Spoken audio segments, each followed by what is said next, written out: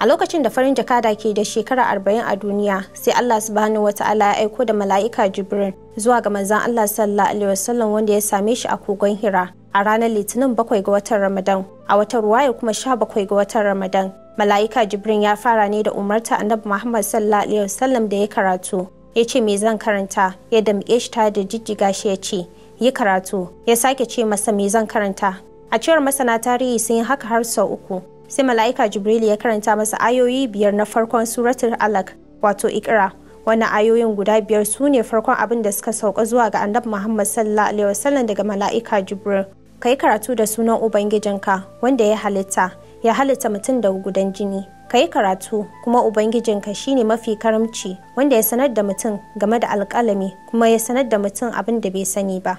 Hakan ya matuƙar firgita ma'aiki sallallahu alaihi wasallam, ya dawo gida wurin matarsa na Khadija cikin tsoro, ya ba ta labarin abin da ya faru da shi a kogon Hira.